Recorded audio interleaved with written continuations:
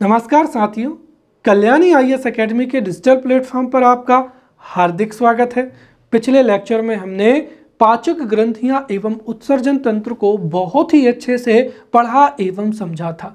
इस लेक्चर में हम पशुओं में परिसंचरण या परिवहन को बहुत ही अच्छे से पढ़ेंगे एवं समझेंगे। तो शुरू करते हैं, समझते हैं पशुओं में परिसंचरण या परिवहन। देखिए, पृथ्वी पर कई जीव पाए जाते हैं और सभी जीवों को जीवित रहने के लिए भोजन की आवश्यकता होती है, जल की आवश्यकता होती है एवं ऑक्सीजन की आवश्यकता होती है। जब जीव भोजन को, जल को या ऑक्सीजन को ग्रहण करते हैं तो इन्हें हमारे शरीर के विभिन्न अंगों तक जो है लाने या ले जाने की आवश्यकता होती है, क्योंकि जीवों का शरीर कोशिकाओं से मिलकर बना होता है और कोशिका के माइटोकॉन्ड्रिया पर ही भोज्य पदार्थों का ऑक्सीकरण होता है। साथ ही साथ श्वसन की अभिक्रिया भी कोशिका पर ही संपन्न होती है। अर्थात जैसे ही जीव जल को या भोजन को या ऑक्सीजन को ग्रहण करते हैं तो इन्हें शरीर के विभिन्न अंगों के विभिन्न अंगों की कोशिकाओं तक जो है पहुंचाया जाता है। अर्थात जीवों के शरीर में भोजन, जल एवं ऑक्सीजन को विभिन्न अंगों तक लाने, ले जाने या परिवहन की जो है आवश्यकता होती है। साथ ही साथ जीव अपनी जैविक जो है गतिविधियां करते हैं। साथ ही साथ जीवों में कई उपापचयी क्रियाएं भी होती हैं। इन उपापचयी अभिक्रिया में कई अपशिष्ट पदार्थों का निर्माण भी होता है और इन अपशिष्ट पदार्थों को हमारे शरीर से बाहर निकालने की भी आवश्यकता होती है। इसीलिए शरीर के अंगों में निर्मित अपशिष्ट पदार्थों को भी उन स्थानों तक लाने की आवश्यकता होती है जहां से इन्हें शरीर से बाहर निकाला जाता है। जैसे पिछले लेक्चर में हमने पढ़ा था कि जो उत्सर्जी अंग होते हैं वो यकृत होता है, बड़ी आंत होती है, मूत्राशय तंत्र होता है, त्वचा होती है। इनके माध्यम से जो अपशिष्ट पदार्थ होते हैं वो शरीर से बाहर निकाले जाते हैं। तो इस तरीके से हम कह सकते हैं कि जीवों को जीवित रहने के लिए भोजन, जल और ऑक्सीजन की आवश्यकता होती है और जब जीव भोजन, जल एवं ऑक्सीजन को ग्रहण करते हैं तो इनके स्वांगीकरण के लिए इन्हें विभिन्न अंगों तक जो है पहुंचाया जाता है, अर्थात इनके परिवहन की आवश्यकता होती है। साथ ही साथ उपापचयी अभिक्रियाओं में विभिन्न अंगों में जो अपशिष्ट पदार्थों का निर्माण होता है, उन अपशिष्ट पदार्थों को शरीर से बाहर निकालने के लिए उन अपशिष्ट पदार्थों का परिवहन उन अंगों तक किया जाता है जहां से उन्हें बाहर निकाला जाए। इस तरीके से हमारे शरीर में या पशुओं के शरीर में भोजन, जल, ऑक्सीजन एवं अपशिष्ट पदार्थों के परिवहन के लिए क्या होता है? परिसंचरण तंत्र होता है। और इसी तरीके से अगर हम देखें तो जो जितनी भी उपशिष्ट जो है उत्पन्न अपशिष्ट पदार्थ होते हैं उनका परिवहन उनको बाहर निकालने के लिए किया जाता है और इसके लिए क्या होता है? उत्सर्जन तंत्र होता है। तो पशुओं में भोजन, जल और ऑक्सीजन के परिवहन के लिए क्या पाया जाता है? परिसंचरण तंत्र पाया जाता है। अर्थात परिसंचरण तंत्र के माध्यम से ही भोजन, जल और ऑक्सीजन को शरीर के विभिन्न अंगों तक पहुंचाया जाता है। साथ ही साथ विभिन्न अंगों में जो अपशिष्ट पदार्थों का निर्माण होता है उनको उन अंगों तक पहुंचाने के लिए जहां से उनको बाहर निकाला जाए उसके लिए क्या होता है? एक जो है विकसित उत्सर्जन तंत्र होता है। क्लियर? तो अब हम यहां पर समझते हैं परिसंचरण तंत्र के बारे में। यहां से भी जो है 3 नंबर की परिभाषा पूछी जा सकती है कि परिसंचरण तंत्र क्या होता है या परिसंचरण तंत्र पर टिप्पणी पूछी जाती है। तो हम सीधा कह सकते हैं कि बहुकोशिकीय जंतुओं में बहुकोशिकीय जंतुओं में शरीर में विभिन्न प्रकार के पोषक पदार्थों, गैसों, उत्सर्जी पदार्थों आदि के परिवहन के लिए अंगों का जो समूह होता है उसे ही परिसंचरण तंत्र कहते हैं। या फिर हम दूसरे शब्दों में सीधा कह सकते हैं कि बहुकोशिकीय जंतु या फिर क्या हो जाएगा? बहुकोशिकीय जंतुओं या फिर पशुओं में जल, भोजन, ऑक्सीजन, गैसें तथा पोषक पदार्थों के परिवहन के लिए अंगों का जो समूह होता है उसे ही क्या कहते हैं? परिसंचरण तंत्र कहते हैं। यहाँ पर पशुओं के शरीर में भोजन, जल एवं ऑक्सीजन का जो परिवहन है वो रक्त के माध्यम से किया जाता है। इसीलिए पशुओं में परिसंचरण तंत्र को रक्त परिसंचरण तंत्र भी कहते हैं। और शरीर में जो रुधिर का परिसंचरण तंत्र है या रक्त का परिसंचरण तंत्र है वो एक निश्चित दिशा में होता है और इसके लिए जो परिसंचरण का कार्य है वो हृदय के द्वारा किया जाता है। जो परिसंचरण तंत्र है इसकी खोज विलियम हार्वे के द्वारा की गई थी, राइट। और अगर हम देखें तो मनुष्यों की बात करें तो मनुष्यों में भी रुधिर एवं लसिका के द्वारा पचा हुआ भोजन, ऑक्सीजन, हार्मोन्स एवं अपशिष्ट पदार्थ, राइट, जैसे विविध पदार्थों का अंगों एवं ऊतकों तक पहुंचाने के लिए क्या होता है, एक परिसंचरण तंत्र होता है। और जो परिसंचरण तंत्र होता है वो अधिकांश जंतुओं में रुधिर एवं रुधिर वाहिकाओं से मिलकर बना हुआ होता है। क्लियर? चलिए अब हम यहाँ पर परिसंचरण तंत्र के जो है प्रकार को समझते हैं। तो यहाँ पर भी ध्यान रहे कि 11 नंबर में प्रश्न पूछा जा सकता है कि परिसंचरण तंत्र क्या होता है, परिसंचरण तंत्र के विभिन्न प्रकारों को समझाइए, राइट। तो हमने अभी परिसंचरण तंत्र के बारे में समझा, अब हम जो है परिसंचरण तंत्र के जो प्रकार हैं उनको समझते हैं। तो पशुओं में मुख्य रूप से 2 प्रकार का जो है परिसंचरण तंत्र पाया जाता है।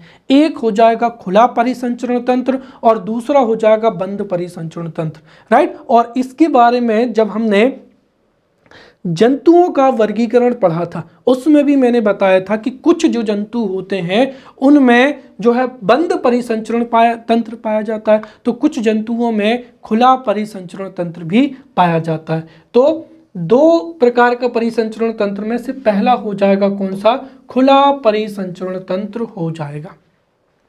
देखिए खुला परिसंचरण तंत्र वह तंत्र होता है जिसमें रुधिर कुछ समय के लिए रुधिर वाहिकाओं में या रुधिर नलिकाओं में होता है तथा वह अधिक समय तक, राइट, अधिक समय तक कहां पर, खुले स्थान में रहता है। उसे ही क्या कहा जाता है, खुला परिसंचरण तंत्र कहा जाता है, राइट। तो खुला परिसंचरण तंत्र में रुधिर कुछ समय के लिए तो रुधिर वाहिनियों में रहता है तथा अंत में रुधिर वाहिनियों से कहां पर, खुले स्थान में आ जाता है और अधिक समय तक जो है वो खुले स्थान में ही रहता है, तो उसे ही खुला परिसंचरण तंत्र कहते हैं, राइट। चूंकि रक्त वाहिनियों में नहीं होता है इसीलिए परिसंचरण तंत्र में रक्त जो है सीधे अंगों के संपर्क में रहता है, राइट। और साथ ही साथ खुले परिसंचरण तंत्र में जो रक्त की गति होती है या रक्त संचरण की जो गति होती है वो गति भी कम होती है, साथ ही साथ रुधिर का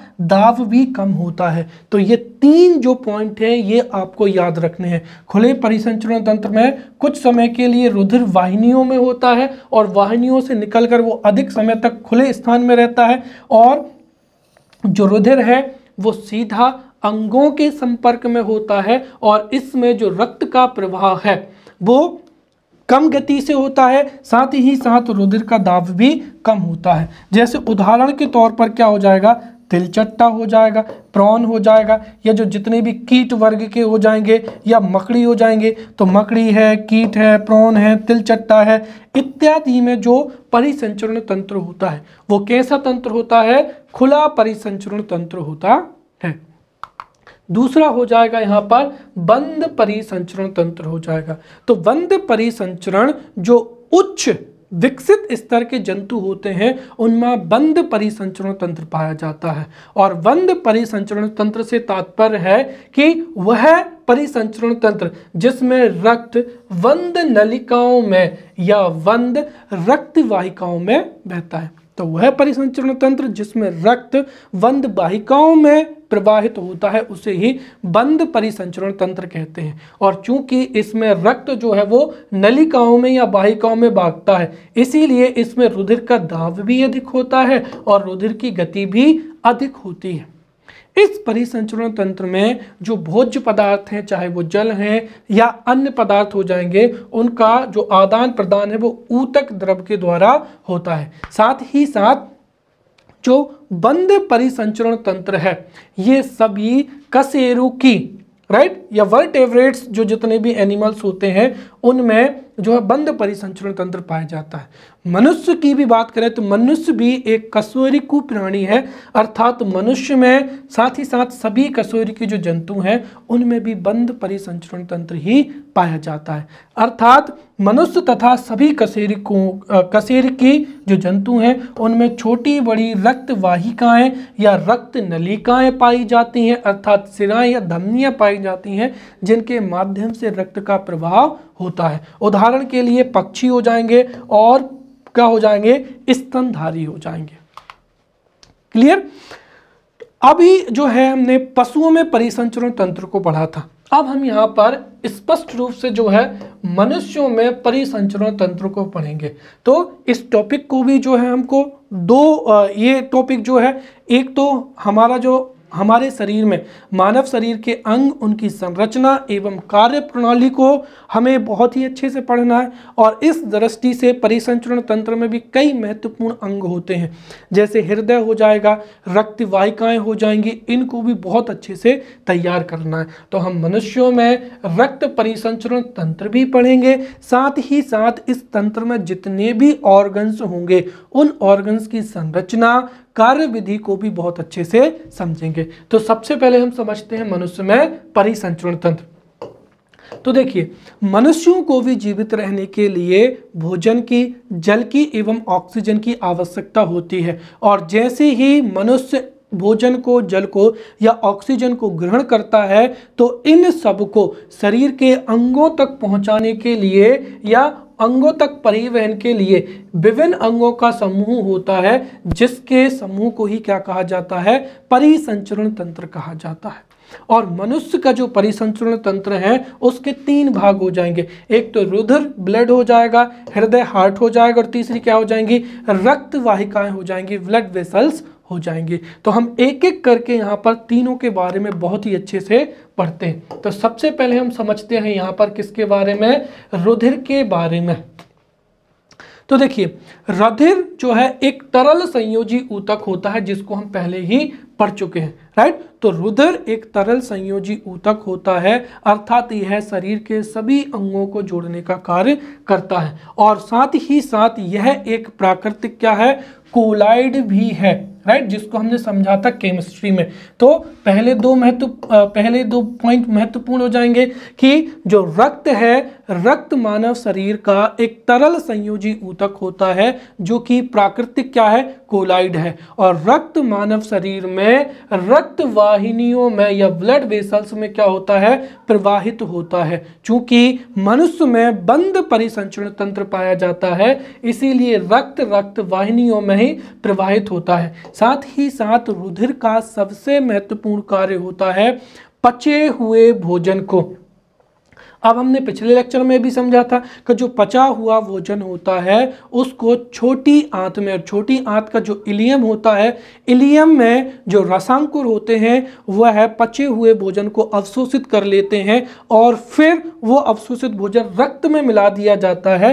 अर्थात रक्त जो पाचित भोजन होता है उसको छोटी आंत से शरीर के अन्य अंगों तक लाने ले जाने का कार्य करता है, तो अन्य अंगों तक ले जाता है। साथ ही साथ जो ऑक्सीजन हम ग्रहण करते हैं, ऑक्सीजन ग्रहण करके कहाँ पर पहुंचती है, फेफड़ों में पहुंचती है, और फेफड़ों में ही रक्त में ऑक्सीजन घुल जाती है, अर्थात ऑक्सीजन युक्त जो रक्त होता है फिर फेफड़ों से कोशिकाओं तक जो है पहुंचाया जाता है। तो इस तरीके से जो रुधिर है, रुधिर पाचित भोजन को शरीर के विभिन्न अंगों की कोशिकाओं तक ले जाता है, साथ ही साथ रुधिर ही फेफड़ों से ऑक्सीजन को शरीर की विभिन्न कोशिकाओं तक ले जाता है। साथ ही साथ रुधिर में शरीर में से जो जितने भी अपशिष्ट होते हैं, चाहे वो रक्त में घुले हुए यूरिया हो, अमोनिया हो या फिर कार्बन डाइऑक्साइड हो, उनको निकालने में भी जो है रक्त महत्वपूर्ण भूमिका निभाता है और उनका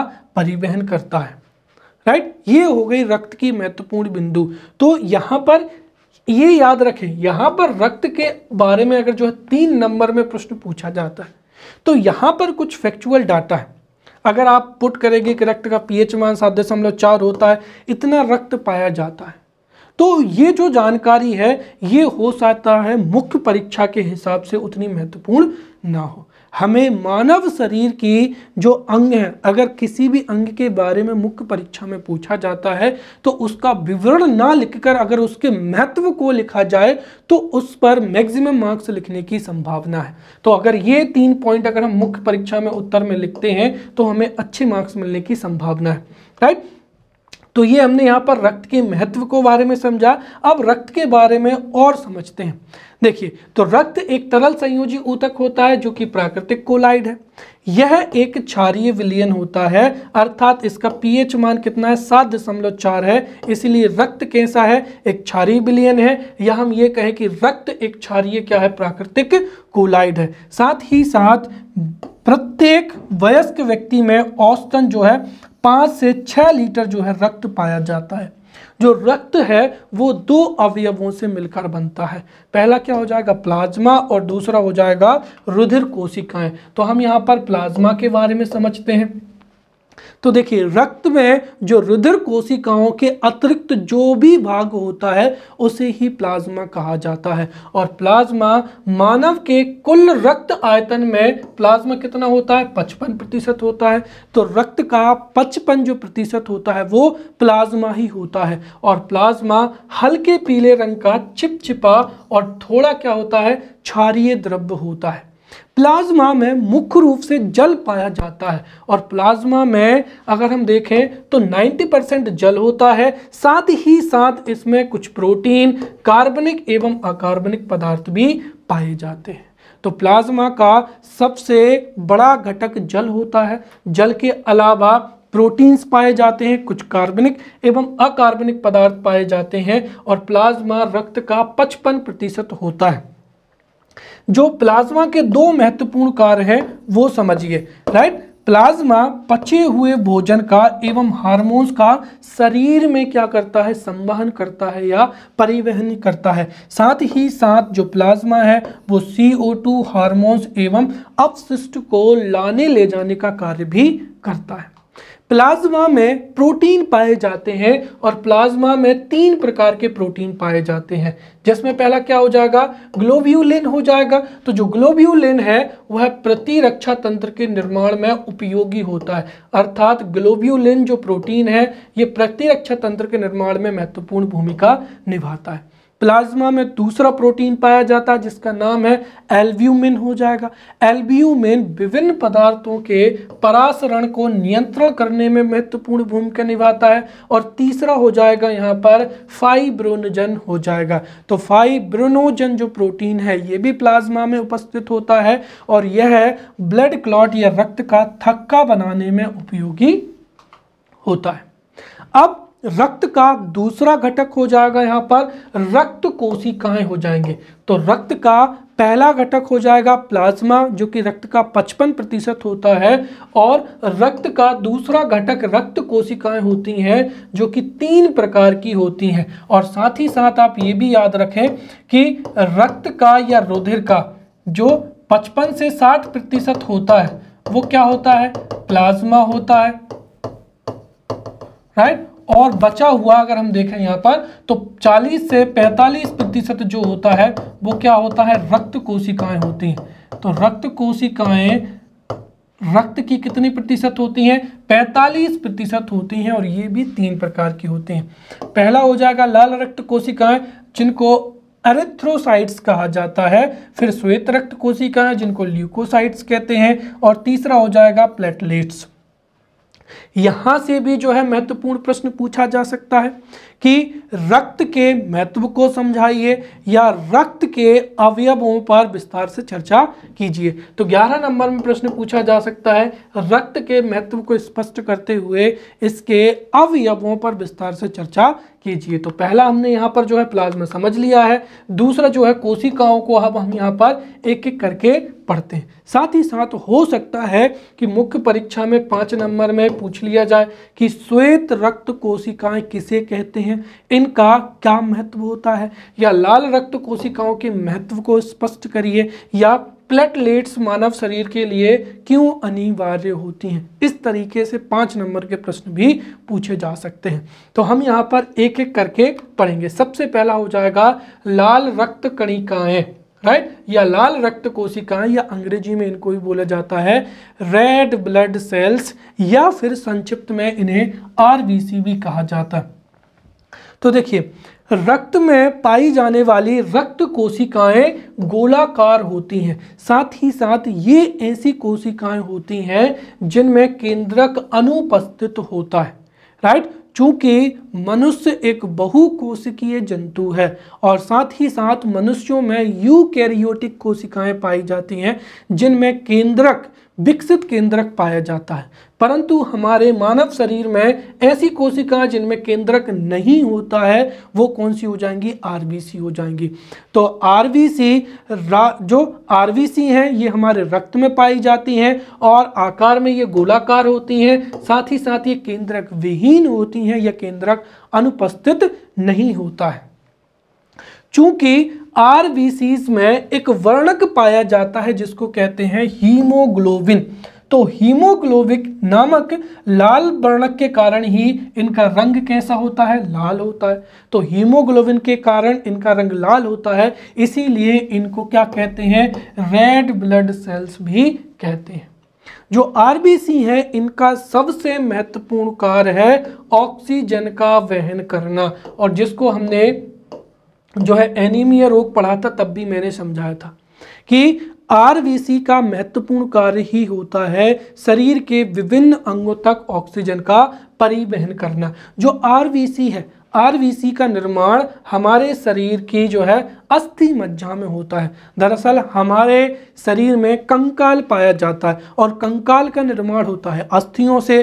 तो जो बड़ी एवं मोटी अस्थियां होती हैं उन अस्थियों के बीच में ही अगर आप देखें तो एक खोखली क्या होती है? गुहा होती है, जिसको क्या कहते हैं? अस्थि मज्जा कहते हैं। और इसी अस्थि मज्जा में बीच में ही जो है क्या पाई जाती है? यहाँ पर बोन मैरो पाई जाती है, राइट। और इसी अस्थि मज्जा में ही क्या होता है? आरबीसी का निर्माण होता है, राइट। तो हमारे शरीर की जो बड़ी एवं मोटी हड्डियां होती हैं वो खोखली होती हैं और उनके खोखले भाग को ही क्या कहते हैं? यहाँ पर मज्जा गुहा कहते हैं, राइट, मज्जा गुहा कहते हैं। और इसी मज्जा गुहा में यहाँ पर क्या पाई जाती है? अस्थि मज्जा पाई जाती है और इसी अस्थि मज्जा में ही क्या होता है? आरबीसी का निर्माण होता है। तो आरबीसी का निर्माण अस्थि मज्जा में होता है, परंतु भ्रूण अवस्था में आरबीसी का निर्माण जो है यकृत में होता है।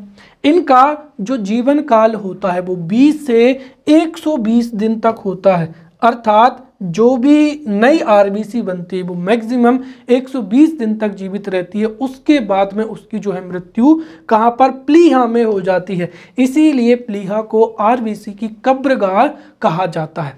साथ ही साथ अगर हम देखें तो यकृत में इन्हीं आरबीसी के हीमोग्लोबिन वर्णक से ही क्या होता है? यकृत में पित्त रस का निर्माण होता है। तो आरबीसी का निर्माण होता है अस्थि मज्जा में, राइट। इनका मृत्यु होती है प्लीहा में, जीवन काल होता है 20 से 120 दिन और इनका जो पीएच मान है वो 7.35 से 7.45 के बीच में होता है। इसीलिए हमने अभी पढ़ा था कि रक्त का जो पीएच मान है वो 7.4 माना जाता है। अब दूसरा हो जाएगा यहाँ पर श्वेत रुधिर कणिकाएं या व्हाइट ब्लड सेल्स हो जाएंगे, राइट। तो व्हाइट ब्लड सेल्स हमारे रक्त में पाई जाने वाली ऐसी कोशिकाएं हैं जो अनियमित आकार की होती हैं, अर्थात इनका आकार जो है निश्चित नहीं होता है। तो WBCs अनियमित आकार की होती हैं, साथ ही साथ ये केंद्रक होती हैं। एक बहुत अच्छी चीज ये है कि प्लेटलेट्स में भी केंद्रक नहीं होता है और आरबीसी में भी केंद्रक नहीं होता है। तो याद रखने में आपको आसानी होगी, श्वेत रक्त कोशिकाओं में ही केंद्रक पाया जाता है, बाकी आरबीसी और ब्लड प्लेटलेट्स में केंद्रक नहीं होता है। तो ये अनियमित आकार की होती हैं, इनमें केंद्रक उपस्थित होता है, ये केंद्रक युक्त होती हैं। वहीं हमारे रक्त में आरबीसी की तुलना में डब्ल्यूबीसी की जो संख्या है वो बहुत ही कम होती है। औसत रूप से अगर हम देखें तो 9000 जो है आरबीसी पर 1 डब्ल्यूबीसी पाई जाती है। तो इनकी संख्या आरबीसी की तुलना से बहुत ही कम होती है। इनका जो महत्वपूर्ण कार्य है वो क्या है? संक्रमण से रक्षा करना। जैसे ही हमारे शरीर में कोई सूक्ष्म जीव, जीवाणु या वायरस प्रवेश करता है तो जो वाइट ब्लड सेल्स होती हैं वो एक्टिव हो जाती हैं और हमारे इम्यूनिटी के माध्यम से ही संक्रमण से हमारे शरीर की क्या करती हैं, रक्षा करती हैं। साथ ही साथ आरबीसी, ब्लड प्लेटलेट्स और डब्ल्यूबीसी तीनों को अगर हम एक दूसरे से तुलना करें तो ये जो है सबसे बड़ी कोशिकाएं होती हैं। तो रक्त में सबसे बड़ी कोशिकाएं डब्ल्यूबीसीज होती हैं। साथ ही साथ इनमें पाए जाने वाला जो मोनोसाइट डब्ल्यूबीसी होता है ये सबसे बड़ा क्या होता है, रक्त कोशिका होती है। साथ ही साथ डब्ल्यूबीसी में लसिका कोशिकाएं भी पाई जाती, तो लसिका कोशिकाएं भी डब्ल्यूबीसी का ही एक प्रकार है और ये भी जो है ये डब्ल्यूबीसी की सबसे छोटी क्या है, आकार में है।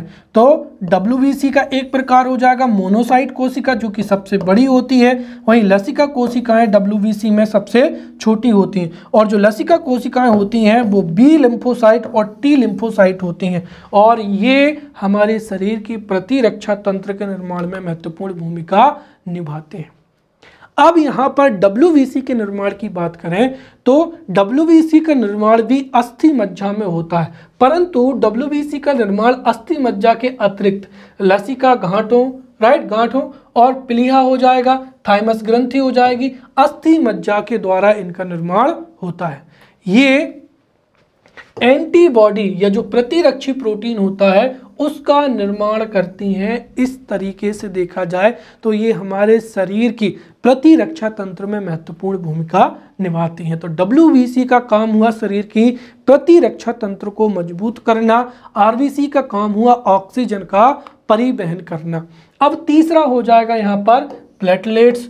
तो जो ब्लड प्लेटलेट्स होते हैं ये हमारे रक्त की ऐसी कोशिकाएं होती हैं जो सूक्ष्म होती हैं और ये रंगहीन होती हैं। साथ ही साथ ये आरबीसी की समान इनमें भी केंद्रक नहीं पाया जाता है। इनका महत्वपूर्ण कार्य होता है रुधिर स्कंदन में या ब्लड क्लॉटिंग में भूमिका निभाना। तो ब्लड प्लेटलेट्स के कारण ही रक्त का थक्का जमता है और यही कारण है कि अगर किसी भी गतिविधि के दौरान अगर थोड़ा सी भी कोशिकाएं क्षतिग्रस्त होती हैं तो उससे पूरा का पूरा जो रक्त है वो स्त्रावित या बहता नहीं है, क्योंकि तुरंत के तुरंत रक्त का थक्का जम जाता है जिससे जो रक्त की हानि है वो कम होती है। साथ ही साथ ये रक्त वाहिकाओं की मरम्मत में भूमिका निभाती हैं और संक्रमण के जो है संक्रमण से शरीर की रक्षा में भी क्या होती हैं, सहायक होती हैं। क्लियर? तो ये हमने यहाँ पर तीनों रक्त कोशिकाओं के बारे में यहाँ पर पढ़ लिया। चलिए अब हम यहाँ पर समझते हैं रुधिर का कार्य कि आखिरकार रुधिर का कार्य क्या होता है। तो हमने अभी समझाया, अगर हम देखें तो रक्त में अगर हम देखें तो जो रुधिर है, रक्त या जो रुधिर है, रुधिर के दो मुख्य घटक होते हैं। एक क्या हो जाएगा प्लाज्मा जो कि रक्त का 55 से 60% होता है और दूसरा क्या हो जाएगा रक्त कोशिकाएं हो जाएंगी जो कि रक्त का 40 से 45% होता है। इसका कार्य क्या होता है, पचे हुए भोजन को, हार्मोन्स को, कई कार्बनिक पदार्थों को शरीर के विभिन्न अंगों तक पहुंचाना। तो वहीं रक्त कोशिकाएं फिर 3 प्रकार की होती हैं जिसमें से आरबीसी हो जाएंगी अर्थात ऑक्सीजन का परिवहन, राइट। फिर डब्ल्यूबीसी शरीर की प्रतिरक्षा तंत्र का विकास करना और क्या हो जाएंगी ब्लड प्लेटलेट्स हो जाएंगी जिनका कार्य क्या हो जाएगा रक्त का थक्का जमाना। ये अगर आपको तीनों ये जो चारों चीजें आपको पता है तो उसके आधार पर हम यहाँ पर रक्त के कार्य को भी आसानी से समझ सकते हैं। तो रुधिर का पहला कार्य क्या हो जाएगा, परिवहन हो जाएगा, अर्थात रुधिर के माध्यम से ही ऑक्सीजन का, कार्बन डाइऑक्साइड का, हार्मोन्स का, पचे हुए भोजन का तथा अपशिष्टों का जो है परिवहन किया जाता है। दूसरा क्या हो जाएगा, रोगों से रक्षा हो जाएगा। तो रुधिर की जो डब्ल्यूबीसी है ये प्रतिरक्षा तंत्र में महत्वपूर्ण भूमिका निभाती हैं, अर्थात हमारे शरीर में प्रवेश किए हुए जो विषैले, बाहरी, सूक्ष्म जीव या असंगत पदार्थ होते हैं उनको निष्क्रिय करके इनका विघटन कर देते हैं और शरीर की रोगों से रक्षा करने में महत्वपूर्ण भूमिका होती है रक्त की। तीसरा हो जाएगा शरीर की सफाई। हमारे शरीर में कोशिकाओं की टूट फूट होती रहती है और साथ ही साथ कोशिकाओं की मृत्यु भी होती रहती है। तो हमारे शरीर की जो टूटी फूटी या मृत कोशिकाएं हैं या कचरा या मलबे का जो है WBC के द्वारा क्या किया जाता है, भक्षण किया जाता है। तो WBC टूटी फूटी या मृत कोशिकाओं का भक्षण कर लेती हैं। इस तरीके से जो रक्त है उसके द्वारा शरीर की जो है कोशिकाओं की सफाई की जाती है या सफाई का कार्य किया जाता है। चौथा क्या हो जाएगा, ताप नियंत्रण हो जाएगा, शरीर का ताप नियंत्रण। जब भी कोई भी शारीरिक गतिविधि अधिक की जाती है तो उस समय पे तीव्र उपापचय की घटना घटित होती है और उसके फलस्वरूप रुधिर का ताप क्या होता है, बढ़ने लगता है। तो जो रुधिर की त्वचा है वो रुधिर वाहिनियों में अधिक मात्रा में रुधिर को बढ़ाकर जो है रुधिर का ताप नियंत्रित करती है। राइट। अगला हो जाएगा अनुवांशिकी क्या हो जाएगी, भूमिका हो जाएगी। तो रक्त के द्वारा अनुवांशिकी भूमिका भी वहन की जाती है। दरअसल रक्त में जो एंटीजन होते हैं, एंटीजन के कारण ही अनुवांशिकी स्तर पर महत्वपूर्ण भूमिका रक्त के द्वारा निभाई जाती है। फिर क्या हो जाएगा यहाँ पर, राइट, 7वां नंबर का क्या हो जाएगा यहाँ पर, रक्त दाब पर क्या हो जाएगा, नियंत्रण हो जाएगा।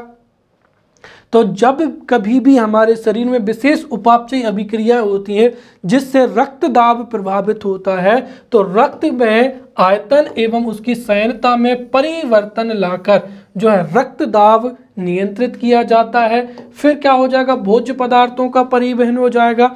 तो रक्त में जो प्लाज्मा होता है, प्लाज्मा हमारे शरीर में पचे हुए भोजन, हार्मोन्स एवं कई महत्वपूर्ण घटकों जैसे ग्लूकोज है, बसी अम्ल है इत्यादि का जो है अवशोषण कर शरीर के विभिन्न भागों तक उसका परिवहन करते हैं। फिर उत्सर्जी पदार्थों का क्या हो जाएगा, निष्कासन हो जाएगा। हमारे शरीर के विभिन्न अंगों में उत्सर्जी पदार्थों का निर्माण होता है और रक्त के माध्यम से, राइट, जैसे क्या हो जाएगा, अमोनिया, यूरिया, यूरिक अम्ल आदि को शरीर से बाहर किया जाता है। ये सभी अशुद्धियां हमारे रक्त में होती हैं जिसको किडनी, वृक्क या गुर्दा के द्वारा छाना जाता है और मूत्र के माध्यम से बाहर निकाल दिया जाता है। अगला हो जाएगा अंतःस्त्रावी तंत्र का क्या हो जाएगा, समन्वय हो जाएगा। अब हमने देखा था कि अंतःस्त्रावी ग्रंथियां वे ग्रंथियां होती हैं जो नलिका विहीन होती है और उनसे स्त्रावित जो स्त्राव होता है या हार्मोन होता है वो रक्त में घुलकर ही विभिन्न अंगों तक पहुंचता है।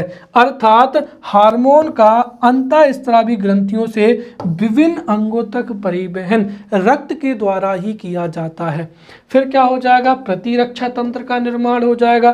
तो WC के द्वारा हमारे शरीर में प्रतिरक्षा तंत्र को मजबूत किया जाता है। और सबसे अंतिम क्या हो जाएगा, घाव पर जब कभी भी किसी भी जीवों की, राइट, या मनुष्य की जब एक्सीडेंट हो जाता है या फिर कोशिकाएं क्षतिग्रस्त हो जाती हैं तो रक्त का थक्का जमाकर उसके जीवन को बचाने में भी महत्वपूर्ण भूमिका निभाते हैं। अर्थात रक्त की भूमिका यहाँ पर थक्का जमने में भी होती है।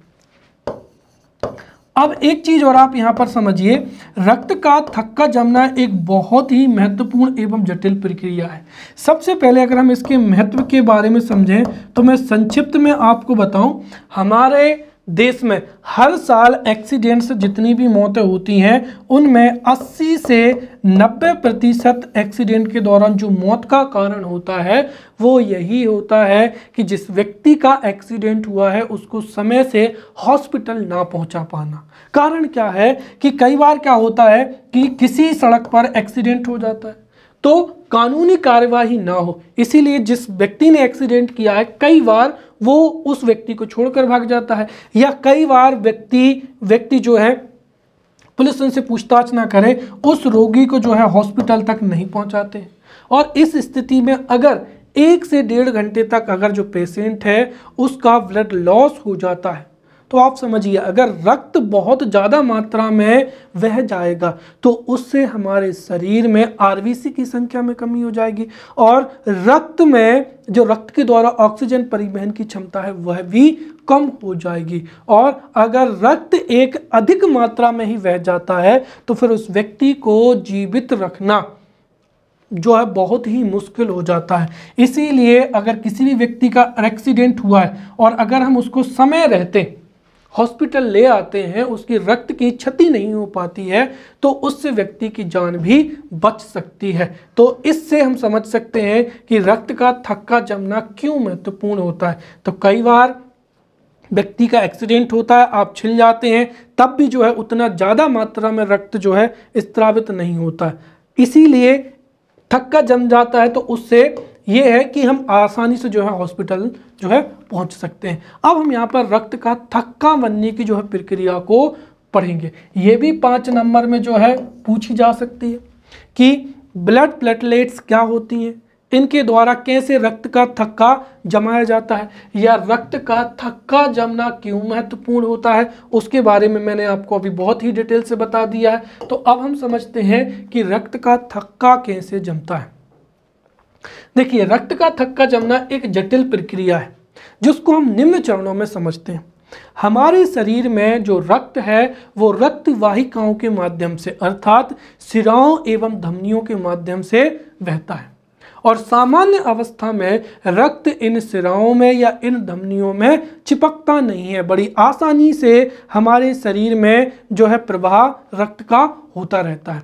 परंतु जब कभी भी चोट लगती है और चोट लगने से जब कोशिकाएं क्षतिग्रस्त हो जाती हैं, तो क्षतिग्रस्त जो कोशिकाओं से या क्षतिग्रस्त रुधिर वाहिका से क्या होता है, रक्त बहने लगता है, राइट। और ऐसी स्थिति में जो प्लेटलेट्स होती हैं वो थ्रोम्बोप्लास्टिन नामक पदार्थ का क्या करती हैं, स्त्रावण करती हैं। तो जैसे ही रुधिर वाहिका क्षतिग्रस्त होती है, जो ब्लड प्लेटलेट्स हैं, राइट, ब्लड प्लेटलेट्स हैं, वो थ्रोम्बोप्लास्टिन नामक पदार्थ का स्त्रावण करती हैं। अर्थात जो क्षत ऊतक है, राइट, या जो क्षत ऊतक है, वो ब्लड प्लेटलेट्स से मिलकर क्या करता है, थ्रोम्बोप्लास्टिन का निर्माण करता है।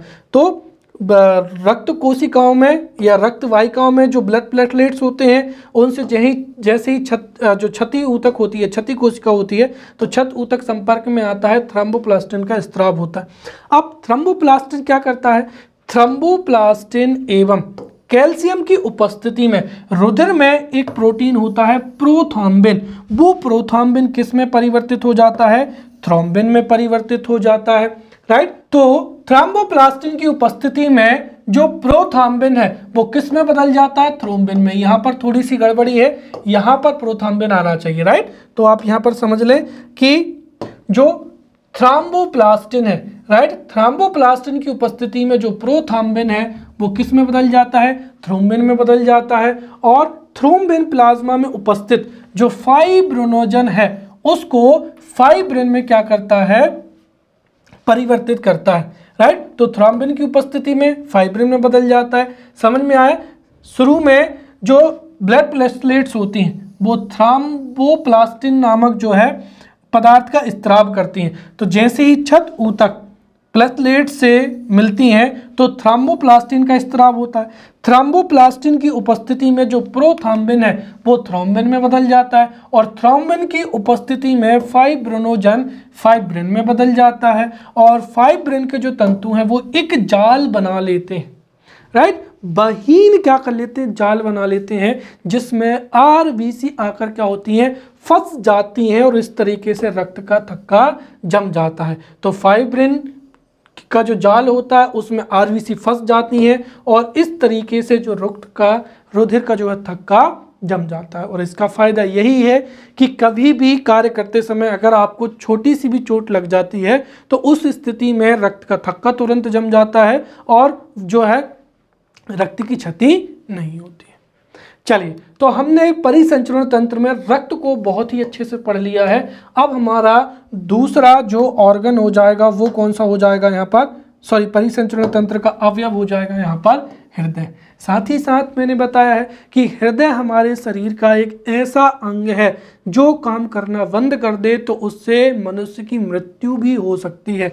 इसीलिए हृदय को हमको 5 नंबर के लिए जो है हमको तैयार करना है। चलिए समझते हैं तो हृदय के बारे में। हृदय बंद मुट्ठी के आकार का होता है, ये मुट्ठी है राइट, इतने बड़े आकार का। तो हृदय बंद मुट्ठी के आकार का होता है जो दोनों फेफड़ों के मध्य में क्या होता है, स्थित होता है। अगर हम देखें तो हमारे शरीर में जो त्रिकोणीय आकृति के हैं ये क्या पाए जाते हैं, फेफड़े पाए जाते हैं। और इन्हीं फेफड़ों के बीच में जो है हृदय जो है अवस्थित होता है। दरअसल इस तरीके से अगर हम देखें,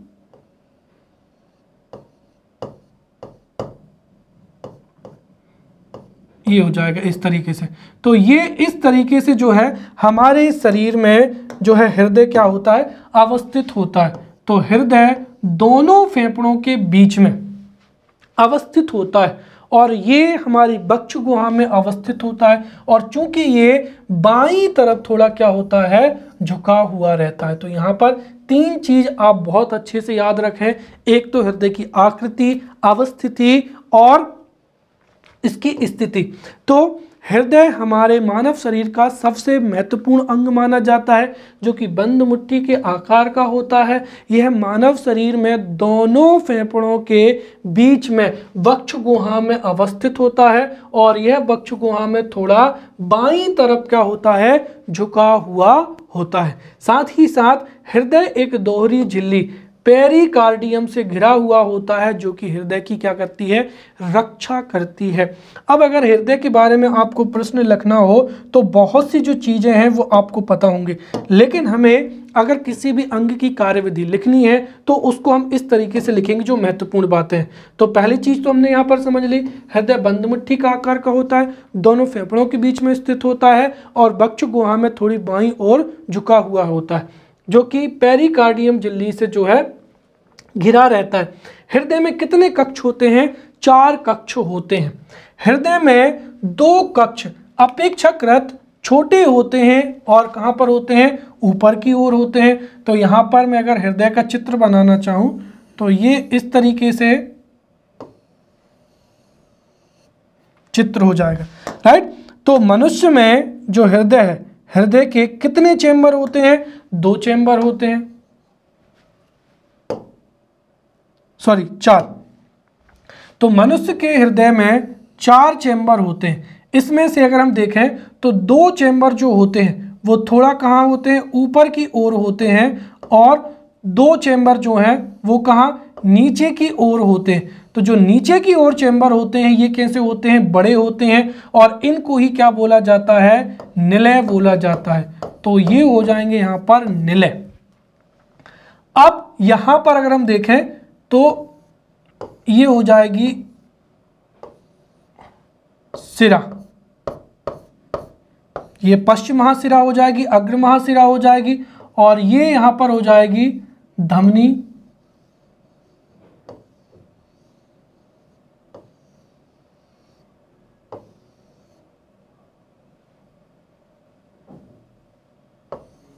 ये हो जाएगी पल्मोनरीज राइट। और इस तरीके से ये इसमें प्रवेश करेगा,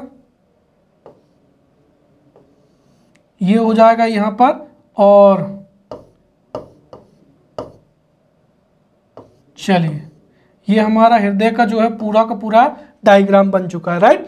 तो अब समझते हैं, सबसे पहली चीज तो ये है कि हृदय में कितने कक्ष होते हैं, 4 कक्ष होते हैं राइट। हृदय में 4 कक्ष होते हैं, 2 कक्ष ऊपर की ओर होते हैं, जिसमें से अगर मैं आपको डायग्राम में समझाऊं तो ये हृदय का क्या हो जाएगा, ऊपरी कक्ष हो जाएगा और 2 कक्ष हृदय में ऊपर की ओर होते हैं जो कि आकार में कैसे होते हैं, छोटे होते हैं। तो ऊपर की ओर और आकार में छोटे जो कक्ष होते हैं उनको क्या कहा जाता है, आलिंद कहा जाता है। और जो इस तरफ पाया जाता है ये कौन सा आलिंद हो जाएगा, तो ये यहां पर हो जाएगा दायां आलिंद राइट। और ये इस तरफ का कौन सा हो जाएगा, वायां आलिंद हो जाएगा। तो हृदय में राइट, हृदय में 2 कक्ष छोटे और ऊपर की ओर होते हैं जिनको क्या बोला जाता है, आलिंद बोला जाता है।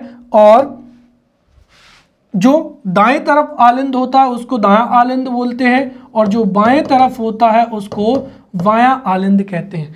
वहीं हृदय में नीचे की ओर, राइट, बड़े कक्ष, तो हृदय में बड़े एवं नीचे की ओर जो कक्ष होते हैं उनको ही क्या बोला जाता है, यहां पर निलय बोला जाता है। जो वाई तरफ होता है उसको क्या बोला जाता है, वाया निलय बोला जाता है। अगर आप बिल्कुल डायग्राम के सामने खड़े हो जाएं तो ये हमारा क्या हो जाएगा, वाया तरफ हो जाएगा। तो इस तरफ ही क्या होगा, ऊपर की ओर बाया आलिंद होगा और थोड़ा नीचे की ओर क्या हो जाएगा, वाया निलय हो जाएगा। ऊपर बाया आलिंद हो जाएगा और नीचे क्या हो जाएगा, यहाँ पर बाया निलय हो जाएगा, राइट। तो हृदय में नीचे की ओर दो बड़े कक्ष होते हैं जिनको क्या बोला जाता है, निलय बोला जाता है, राइट। साथ ही अगर हम समझें यहां पर, देखिए इसके साथ ही जो दो बड़े कक्ष होते हैं जो नीचे की ओर होते हैं जिनको हम क्या कहते हैं, निलय कहते हैं। और ये एक दूसरे से एक छिद्र के द्वारा जो है जुड़े हुए होते हैं, जहां पर क्या होता है, एक त्रिकपाटीय बाल्ब पाया जाता है। इसको भी आप बहुत ही महत्वपूर्ण याद रखेंगे।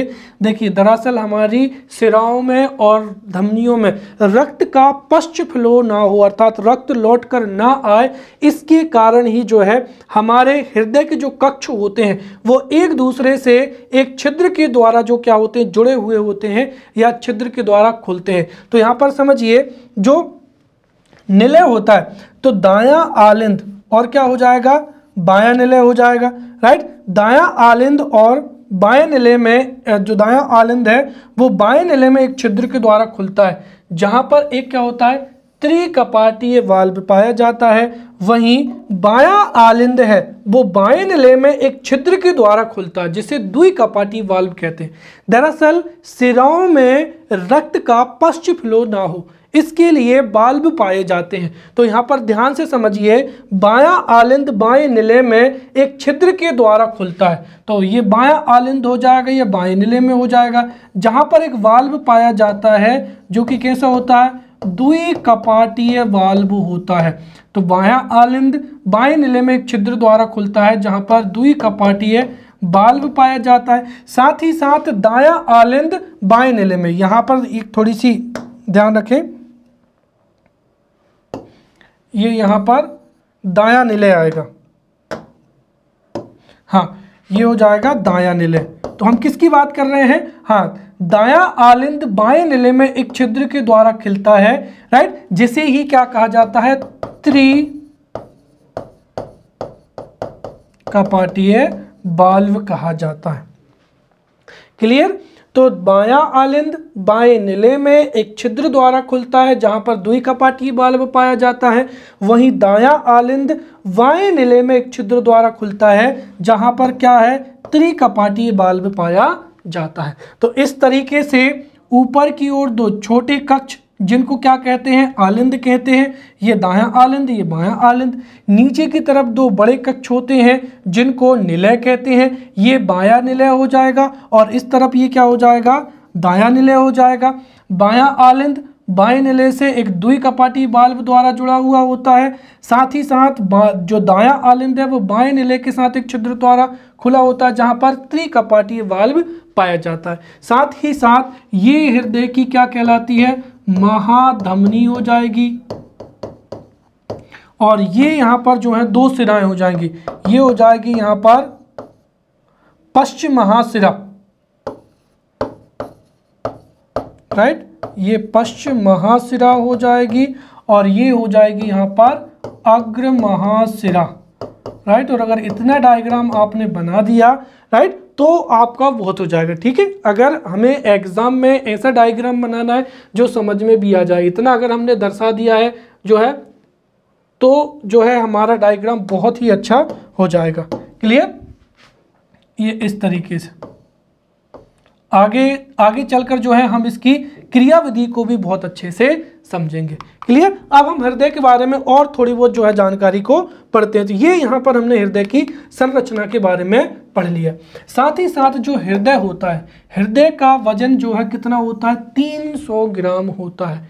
तो हृदय से संबंधित अन्य जानकारी में, सामान्य मनुष्य के हृदय में हृदय का वजन 300 ग्राम होता है और हृदय जो है 5 लीटर रक्त को 1 मिनट में क्या कर देता है, पंप कर देता है और हृदय 1 मिनट में 70 से 80 बार जो है धड़कता है। एक वयस्क व्यक्ति का रक्तचाप जो होता है वो 120 से 80 mmHg होता है और हृदय की जो धड़कन है उस पर नियंत्रण के लिए पोटेशियम जो पोषक तत्व है वो बहुत ही महत्वपूर्ण होता है। साथ ही साथ हृदय हमारे जीवन का या हृदय मानव शरीर का ऐसा अंग है जो कभी भी जो है काम को बंद नहीं करता है, अर्थात ये लगातार कार्य करता रहता है। राइट, हम जब सो जाते हैं तो हमारे शरीर के कई अंग जो हैं वो काम नहीं करते, लेकिन हृदय लगातार करता रहता है। हाँ, हृदय लगातार काम करता है परंतु ये 2 धड़कनों के बीच में आराम करता है। हृदय का जो प्रकुंचन दाब होता है वो 120 mmHg होता है और जो आकुंचन दाब होता है वो 80 mmHg होता है। इसीलिए तो जो वयस्क व्यक्ति का रक्तचाप होता है वो 120 से 80 mmHg होता है। राइट, अगर 120 mmHg से अधिक अगर रक्तदाब है तो उसको हाई ब्लड प्रेशर कहते हैं और अगर 80 से नीचे क्या है रक्तदाब है तो उसको लो ब्लड प्रेशर कहते हैं। राइट, साथ ही साथ इनका जो अंतर होता है उसको ही नाड़ी दाब कहते हैं और जो नाड़ी की गति होती है वो हृदय की स्पंदन की गति के बराबर होती है 70 से 90 मिनट। राइट, अर्थात 1 मिनट में 70 से 90 बार। इसीलिए जब कभी भी आप बीमार हो जाते हैं तो हृदय आपकी जो है नाड़ी को चेक करता है ताकि वो ये पता लगा लेता है कि आपका जो है हृदय स्पंदन की दर क्या है। क्लियर। साथ ही साथ हृदय के जो दाहिने कक्ष है उसमें सिनोएस्ट्रियल नोड पाई जाती है और ये सिनोएस्ट्रियल नोड है ये हृदय गति को क्या करता है, नियंत्रित करता है और इसी ही प्राकृतिक पेसमेकर कहते हैं। तो हृदय के दाहिने कक्ष में सिनोएट्रियल जो नोड होती है वही प्राकृतिक पेसमेकर के रूप में कार्य करती है, अर्थात हृदय गति को नियंत्रित करती है। और ये जो पेसमेकर की कोशिकाएं होती हैं ये विद्युतीय तरंगों को क्या करती हैं, उत्पन्न करती हैं। इसी वजह से जो हृदय है वो क्या होता है, धड़कता है। क्लियर। अब हमारा परिसंचरण तंत्र का तीसरा जो हो जाएगा वो हो जाएगा यहाँ पर रुधिर वाहिकाएं। तो देखिए रुधिर वाहिकाएं क्या होती हैं, हमारे शरीर में रक्त के प्रवाह के लिए जो है छोटी छोटी नलियां पाई जाती हैं उनको ही रुधिर वाहिकाएं कहते हैं। अर्थात रक्त रुधिर वाहिकाओं में ही प्रवाहित होता है और रुधिर वाहिकाएं 3 प्रकार की होती हैं, धमनी, सिराएं और क्या हो जाएंगी, केशिकाएं हो जाएंगी। तो सबसे पहले हम समझते हैं धमनियों के बारे में। ये भी 5 नंबर में पूछा जा सकता है कि धमनियां किसे कहते हैं, उनकी कार्यविधि को समझाइए। राइट, तो धमनियां क्या होती हैं समझिए। जो है धमनियां हमारे शरीर की ऐसी रुधिर वाहिकाएं होती हैं जो हृदय से रक्त को विभिन्न अंगों तक ले जाती हैं। इनकी पहली विशेषता हो जाएंगी। तो ऐसी रक्त वाहिकाएं जो हृदय से रक्त को शरीर के विभिन्न अंगों तक ले जाती हैं उनको धमनियां कहते हैं। अर्थात धमनियों में शुद्ध रक्त का प्रवाह होता है। केवल एक धमनी को छोड़कर, वो कौन सी है, जो है फुफ्फुसीय धमनी या पल्मोनरी धमनी। तो फुफ्फुसीय धमनी को छोड़कर धमनियों में शुद्ध रक्त का प्रवाह होता है और ये हमारे शरीर में काफ़ी गहराई में स्थित होती हैं। अगर हम देखें तो एक होती है महाधमनी। अभी हमने देखा था महाधमनी शरीर की सबसे बड़ी क्या होती है, धमनी होती है, जो कि बाएं निलय से शुद्ध रक्त को शरीर के सभी भागों में पहुंचाती है। क्लियर। अब हम देखते हैं यहाँ पर क्या हो जाएगा, फुफ्फुसीय धमनी। तो फुफ्फुसीय धमनी एकमात्र ऐसी धमनी है जो शुद्ध रक्त की जगह अशुद्ध रक्त का क्या करती है, प्रवाह करती है। और जो फुफ्फुसीय धमनी होती है, राइट, फुफ्फुसीय धमनी ये दाएं निलय से अशुद्ध रक्त को कहां पर ले जाती है, फेफड़ों में ले जाती है। वहीं अगर हम बात करते हैं दाएं आलिंद के बारे में, तो दाएं आलिंद हृदय का वह कक्ष होता है जहां पर शरीर से अशुद्ध रक्त जो है दाएं आलिंद में आता है।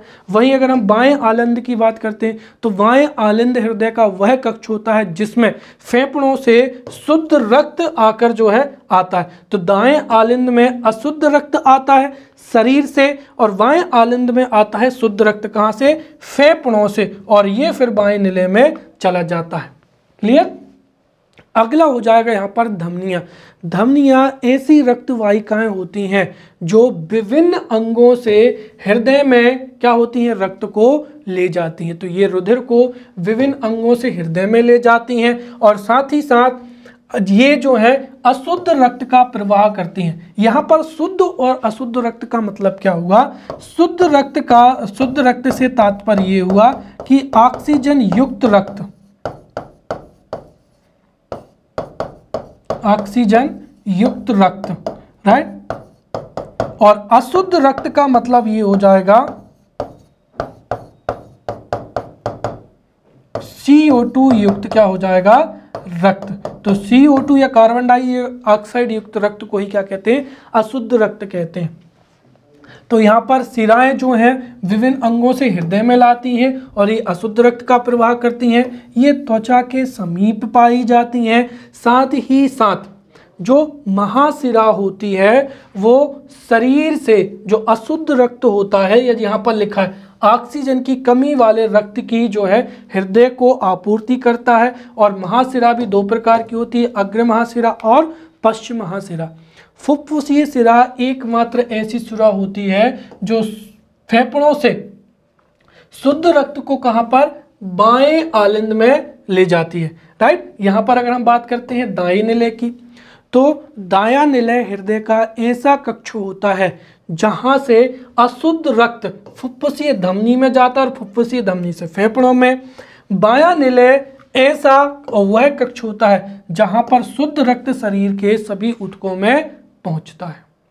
फिर तीसरी हो जाएंगी यहाँ पर रुधिर कोशिकाएं, या क्या हो जाएंगी? ब्लड कैपिलरीज हो जाएंगी। देखिए, जो ब्लड कोशिकाएं होती हैं वो महीन रुधिर क्या होती हैं?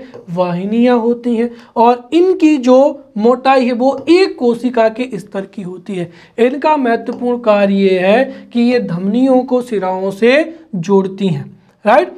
और हमने ये भी समझा है कि हृदय में शिराओं में रुधिर का पश्च प्रवाह रोकने के लिए ही एक वाल्व पाया जाता है, जिसे ही अगर हम देखें तो एक वाल्व पाया जाता है, जिसको हम यहाँ पर डायग्राम से बहुत अच्छे से यहाँ पर समझेंगे। क्लियर? तो अभी तक जो भी हमने पढ़ा है उसको अगर हम समराइज करें तो यहाँ पर आप डायग्राम को याद रखें। डायग्राम से ही जो पूरा का पूरा चित्र है और परिसंचरण तंत्र है ये आपको बहुत अच्छे से समझ में आ जाएगा। क्लियर? अब देखिए, हृदय में जो है 4 कक्ष होते हैं और उसमें से हृदय में नीचे की ओर क्या होते हैं? 2 कक्ष पाए जाते हैं, जिनको ही क्या बोला जाता है? यहाँ पर निलय बोला जाता है। और ये क्या हो जाएगी? यहाँ पर महाशिरा हो जाएगी। तो अभी हमने जो है शिराओं के बारे में पढ़ा था। शिराएं क्या होती हैं? शिराएं ऐसी रक्त वाहिकाएं होती हैं जो कि अशुद्ध रक्त का या कार्बन डाइऑक्साइड युक्त रक्त का क्या करती हैं? प्रवाह करती हैं। साथ ही साथ ये रक्त को शरीर से कहाँ तक? हृदय तक लेकर आती हैं। और इसमें से भी जो महाशिरा होती है ये सबसे बड़ी क्या होती है? शिरा होती है। और ये 2 भागों की होती है, ये अग्र महाशिरा हो जाएगी और ये पश्च महाशिरा हो जाएगी, राइट। और हृदय का ये जो ऊपरी भाग होता है यही क्या कहलाता है? यहाँ पर अगर हम देखें तो ये हो जाएगा यहाँ पर आलिंद हो जाएगा।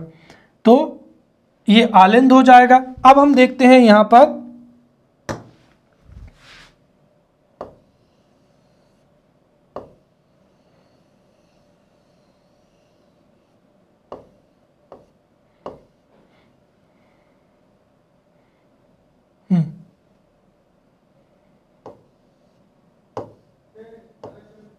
चलिए, तो ये हो जाएगी क्या?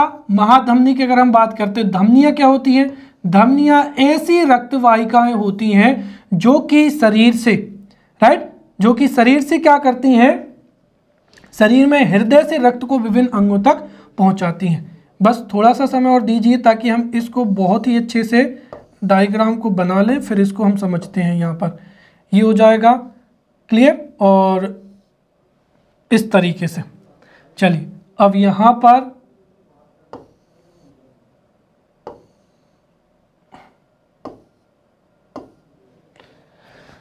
चलिए अब यहाँ पर अगर हम देखें तो यहाँ पे ये जो है रक्त का पूरा डायग्राम बन गया है हृदय का।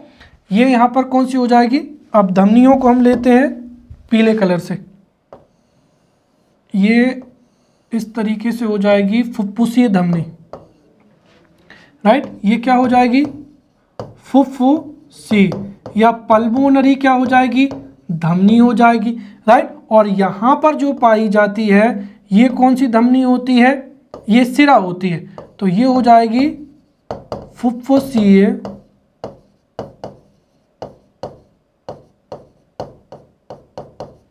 सिरा हो जाएगी। क्लियर। चलिए हाँ, ये डायग्राम बन चुका है हमारा, अब इसको हम यहां पर समझते हैं। ठीक है, तो यहां पर जो है नीले कलर की, दरअसल जो है मैंने यहां पर नीले कलर की क्या दी है, ये जो रक्त वाहिकाएं हो जाएंगी, ये थोड़ी आकार में छोटी हैं बट चलेंगी, ये यहाँ पर क्या हो जाएंगी, सिराएं हो जाएंगी। अब देखिए, तो सबसे पहले अगर हम बात करते हैं हृदय की, तो मनुष्य का जो हृदय होता है, मनुष्य का हृदय में 4 कक्षक होते हैं। जो ऊपर की ओर जो 2 कक्षक होते हैं, यहाँ पर ये जो है ऊपर की ओर 2 छोटे कक्षक होते हैं जिनको क्या बोला जाता है, आलिंद बोला जाता है। ये हो जाएगा यहाँ पर दायां आलिंद हो जाएगा,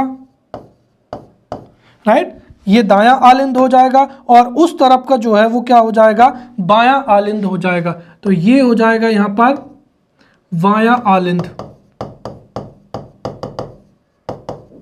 राइट। हृदय में नीचे की ओर 2 बड़े कक्षक होते हैं जिनको क्या बोला जाता है, निलय बोला जाता है। तो ये हो जाएगा यहाँ पर बायां क्या हो जाएगा, निलय हो जाएगा, और इस तरफ का ये क्या हो जाएगा, ये हो जाएगा यहाँ पर दायां क्या हो जाएगा, निलय हो जाएगा, राइट। ये हृदय के 4 कक्षक होते हैं।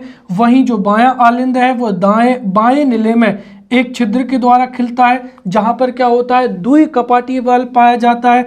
दायां आलिंद बाएं निलय में एक छिद्र के द्वारा खिलता है, जहां पर कौन सा पाया जाता है, त्रिकपाटीय बल में पाया जाता है, राइट। अब हम यहाँ पर रुधिर का जो है परिसंचरण तंत्र को समझते हैं। तो देखिए हमारे शरीर में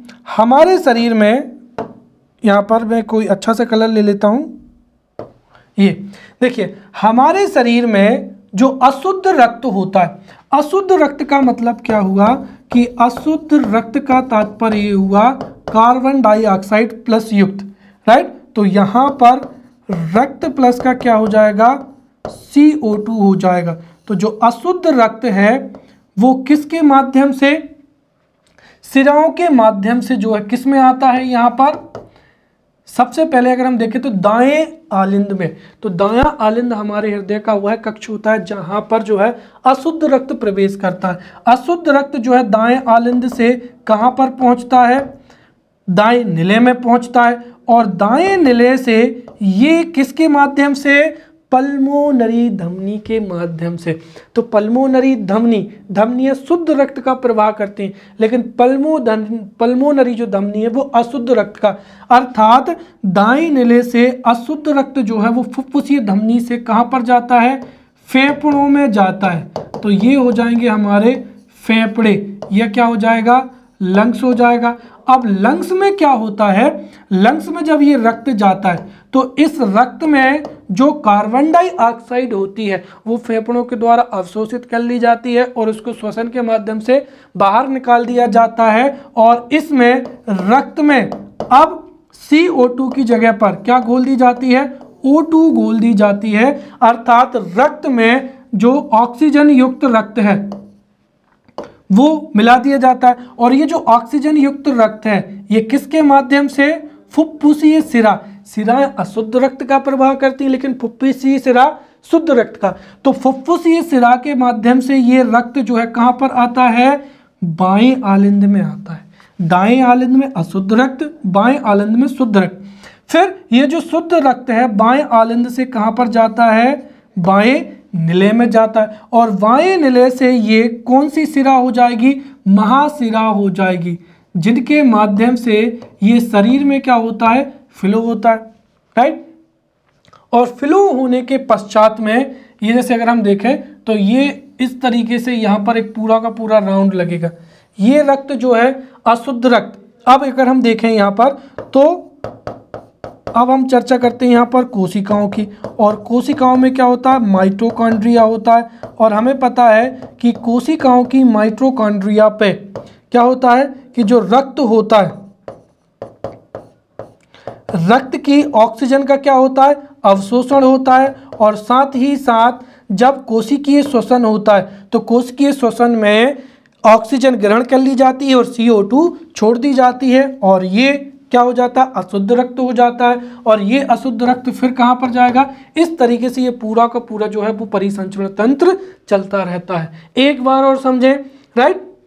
जो अशुद्ध रक्त होता है वो अग्र महाशिरा एवं पश्चिम महाशिरा के माध्यम से दाएं आलिंद में आता है, राइट। दाएं आलिंद से दाएं निले में जाता है, दाएं निले से फुफ्फुसीय धमनी के माध्यम से ये फेफड़ों में जाता है। अब फेफड़ों की विशेषता क्या होती है कि फेफड़ों में से जो रक्त है, रक्त से CO2 को क्या कर लेते हैं, हटा लेते हैं। तो CO2 का जो है अवशोषण किया जाता है और रक्त में ऑक्सीजन क्या होती है, घुल जाती है। तो ऑक्सीजन युक्त जो रक्त है वो किससे, फुफ्फुसीय शिरा से कहाँ पर प्रवेश करती है, बाएं आलिंद में प्रवेश करती है। बाएं आलिंद से कहाँ पर रक्त जाता है, यहाँ पर बाएं निले में जाता है। बाएं निले से ये किसके माध्यम से, महाधमनी के माध्यम से। ये कौन सी हो जाएगी, महाधमनी हो जाएगी, राइट। ये महाधमनी जाता है। महाधमनी से ये शरीर के विभिन्न अंगों में ये जो है रक्त पहुंचता है। तो महाधमनी से विभिन्न धमनियों में, फिर छोटी धमनियों में, और इन धमनियों के माध्यम से रक्त कहाँ पर पहुंचेगा, कोशिका में। कोशिका में माइटोकॉन्ड्रिया में क्या होगा, श्वसन की अभिक्रिया। श्वसन की अभिक्रिया में रक्त में से ऑक्सीजन को जो है श्वसन में ऑक्सीजन को ग्रहण किया जाता है और जो कार्बन डाइऑक्साइड है वो छोड़ी जाती है। तो CO2 रक्त में मिल जाएगी। अब ये जो CO2 रक्त है ये किससे, महाशिराओं से। ध्यान रखें, धमनियों से जो है रक्त सभी अंगों में पहुंचता है और श्वसन के पश्चात वहां की जितनी भी शिराएं होती हैं, शिराओं से वही अशुद्ध रक्त जो है इकट्ठा होकर कहां पर पहुंचता है, अग्र महा एवं पश्चिम महाशिरा में।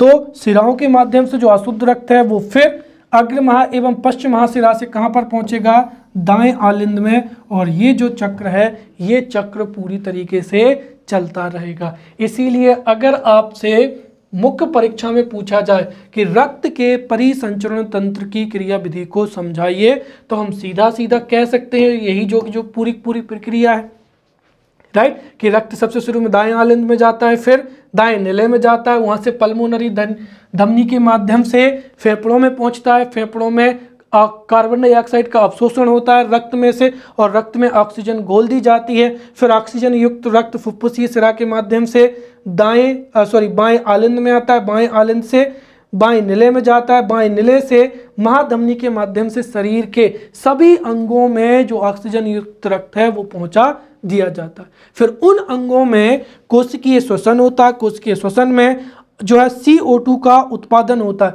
उस CO2 रक्त को जो हमारी शिराएं होती हैं वो इकट्ठा करके फिर कहां पर लाती, दाएं आलिंद में लाती हैं। तो इस तरीके से ये रक्त का परिसंचरण तंत्र हो जाएगा। बहुत अच्छे से समझा दिया है, राइट। चलिए, तो अब हम अगले लेक्चर में मिलते हैं, तब तक के लिए धन्यवाद।